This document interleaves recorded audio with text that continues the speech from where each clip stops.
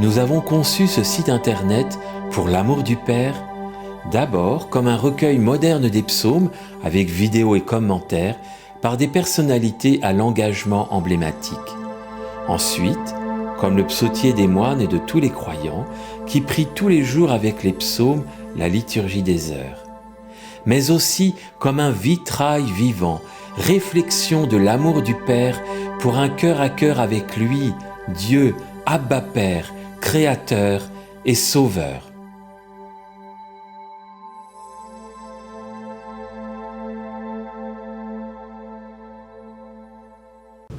Pour l'amour du Père. Dieu, viens parmi nous. Viens nous réunir. Garde-nous unis, soudés. Et que mon frère que j'ai rencontré aujourd'hui, il soit aussi porteur de grâce. Et que l'Esprit généreux soutienne sa mission. Soutienne la mission aussi de France. Soutienne la mission aussi en Afrique, en Amérique, en Asie, en Océanie. Dieu le Père qui nous aime, comme il est dit, dans Jean 3,16, Dieu a tant aimé le monde, oui, qu'il a envoyé son Fils, que son Fils Jésus-Christ nous délivre de tout mal et nous rétablisse dans la paix, dans la joie, dans le bonheur. Amen. Ne va pas t'échauffer quand tu penses aux méchants. N'envie pas ceux qui font le mal. Comme l'herbe, ils seront vite passés. Comme la verdure des champs, sitôt flétrie. Confie-toi dans les Seigneurs et fais le bien.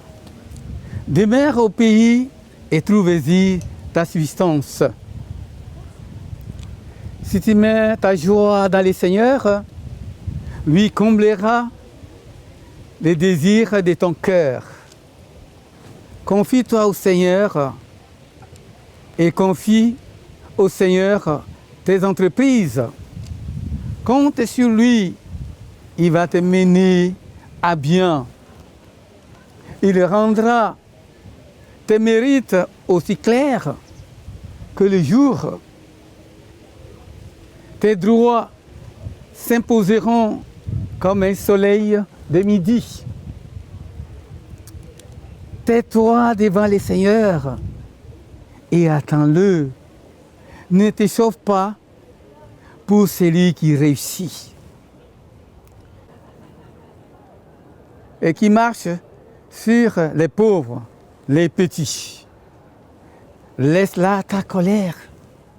Cesse de t'indigner. Ne te réchauffe pas. Cela ne fait que du mal. Sache que tes méchants seront écartés. La terre sera pour ceux qui espèrent en le Seigneur.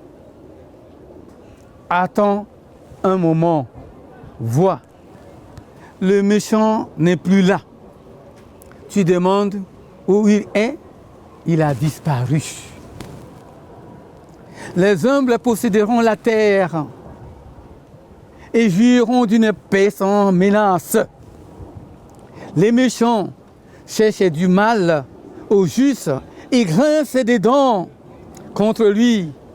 Mais le Seigneur s'en amuse car il voit venir son jour. Les méchants déjà ont tiré l'épée, tendu leur arc pour massacrer les gens honnêtes. Mais l'épée entre en leur propre cœur. L'arc se brise. Les méchants ont beaucoup de tout mal, mais le peu qu'a le juste est meilleur. Car aux méchants, on brisera les bras, mais le Seigneur soutient les justes. Le Seigneur veille sur les jours des parfaits.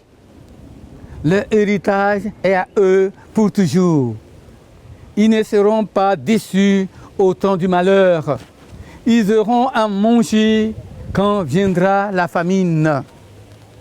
Mais les méchants périront, les ennemis du Seigneur.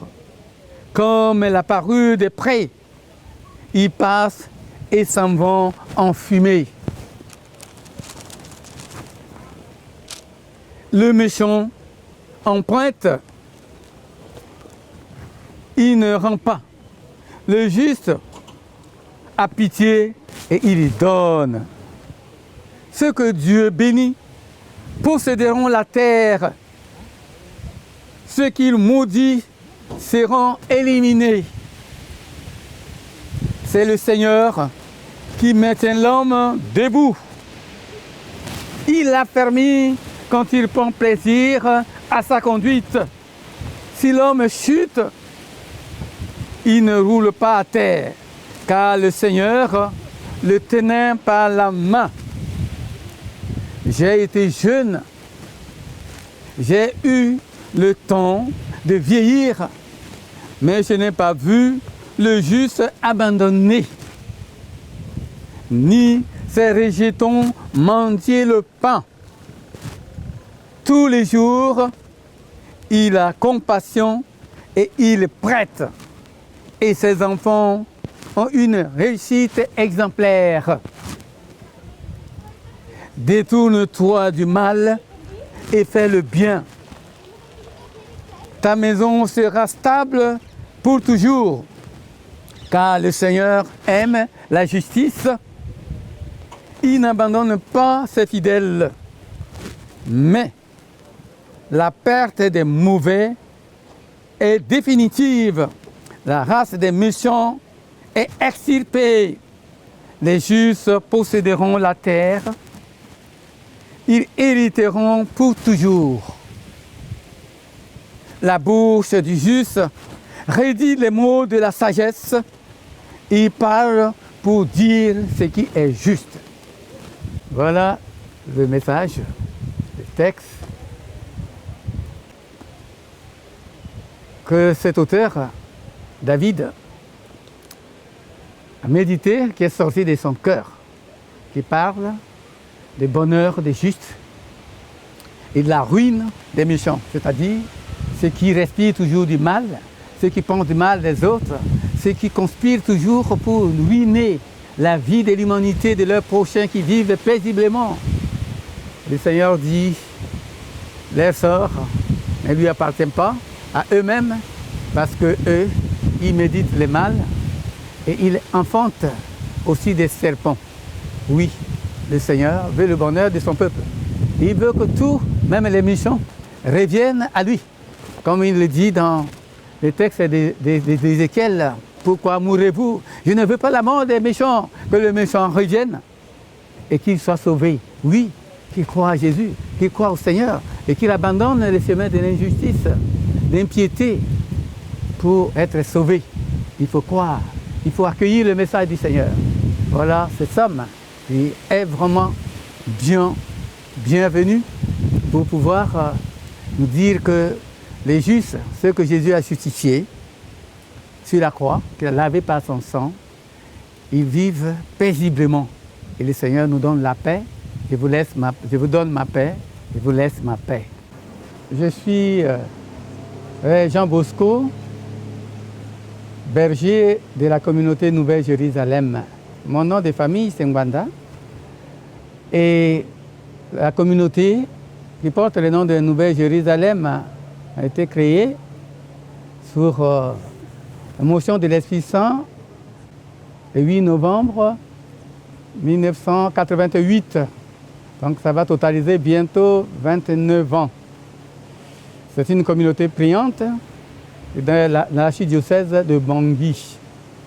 Cette communauté a beaucoup de grâces d'intercession, d'évangélisation, de prières, les rosaires, la grâce aussi de compassion. Et nous avons comme charisme la prise en charge des enfants orphelins qui sont avec nous. Et nous avons les moyens très minables pour élever ces enfants. Et ce qui a fait que nous avons des bassins piscicoles qui ne peuvent être mis en état que pendant la saison pluvieuse. Donc nous recueillons des pluies, par la pluie, l'eau des pluies nous mettons des poissons et puis on les recueille pour vendre, pour faire manger nos enfants. Nous avons aussi des jardins, un champ. Et nous essayons de travailler. Et nos membres aussi travaillent, ils soutiennent cette communauté. L'Église, notre archevêque, le cardinal, aussi Dieudonné Ndapala-Inga. Et cette communauté vit dans la paroisse Saint-Paul des Rapides, toute première paroisse de la République centrafricaine. Voilà ce que c'est que la présentation de cette communauté. Et je suis là de passage.